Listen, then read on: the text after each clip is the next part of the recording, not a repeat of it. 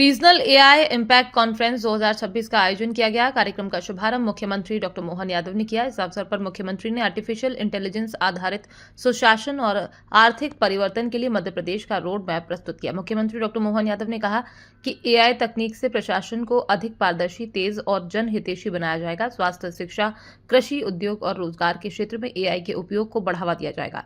कार्यक्रम में Madhya Pradesh innovation expo का भी उद्घाटन किया गया, जिसमें स्टार्टअप्स, हैकाथॉन, एआई पवेलियन और नई तकनीकी परियोजनाओं का प्रदर्शन किया गया। इस दौरान एमपी स्पेस टेक पॉलिसी का भी शुभारंभ किया गया। सम्मेलन का उद्देश्य तकनीक, नवाचार और निवेश के माध्यम से मध्य प्रदेश को डिजिटल रूप से सशक्त बनाना है।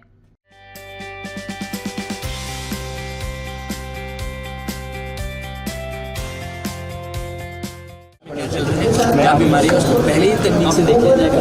मॉनिटर और इनकी मदद से सर एक लंग्स है, लंग्स को बिल्कुल यहाँ सिमुलेट किया जाता है जैसे कि हमारे लंग्स काम करते हैं, वैसे इनकी मदद से एक मॉडल तैयार किया जाएगा और ये बताएंगे कि पेशेंट को क्या दिक्कत है, पहले ही इसको ये सारे लोग आ रहे हैं, सारे बड़े बड़े रिसर्चर आ रहे हैं, विश्व के 15 हेड्स ऑफ स्टेट आ रहे हैं, 50 से 60 से ज़्यादा मंत्री आ रहे हैं। तो उस समिट में जो एजेंडा होगा कि हम कैसे भारत अपने देश में एआई का डेवलपमेंट कर रहा है और भारत पूरे विश्व को एआई के सॉल्यूशन दे सकता है, तो उसके बारे में, उस एजेंडा को सेट करने में माननीय प्रधानमंत्री जी ने ये कहा कि हम हर स्टेट में जाके वहाँ के लोगों की राय लेकर के आए और वहाँ पे जो काम हो रहा है उसको नेशनल स्तर पर और इंटरनेशनल स्तर पर प्रोजेक्ट करें। तो यह एक ऑब्जेक्टिव है हमें रीजनल एआई इम्पैक्ट समिट करने का।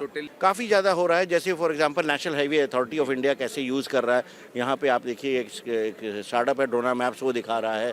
पब्लिक इंफ्रास्ट्रक्चर कैसे डेवलप हो रहा है उसके ऊपर इसका इस्तेमाल किया जा रहा है। शिक्षा के क्षेत्र में हम कैसे पर्सनलाइज लर्निंग प्लान बच्चों को दे सकते हैं उस पर हो रहा है। आईसीडीएस में मैल न्यूट्रिशन को कम करें उसके ऊपर एआई का इस्तेमाल किया जा रहा है। हेल्थ सेक्टर में एआई की मदद से ट्यूबरकुलोसिस को डायग्नोज करना, कैटरैक्ट को डायग्नोज करना, डायबिटिक रेटिनोपैथी को डायग्नोज करना या फिर इवन तमाम प्रकार के कैंसर को डायग्नोज करना, उसके ऊपर काम हो रहा है।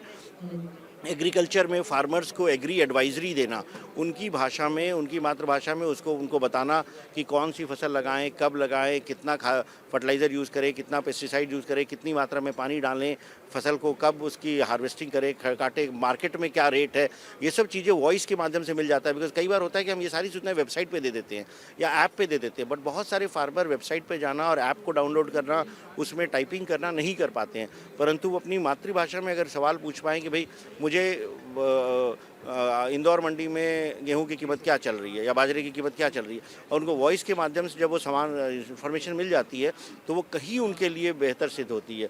तो एआई का हम आज पूरे देश में विभिन्न सेक्टर्स में एप्लीकेशंस बना करके इम्प्लीमेंट करने का प्रयास कर रहे हैं और मध्य प्रदेश में भी बहुत सारे एप्लीकेशन डेवलप हुए हैं और ये मानना है कि जब इनको सही प्लेटफॉर्म मिलेगा तो हम जिस तरह डिजिटल पब्लिक इंफ्रास्ट्रक्चर में बनाएं उसी तरह एआई इनेबल्ड सर्विसेज हर सेक्टर को और ज़्यादा प्रभावी करने में मदद करेंगे।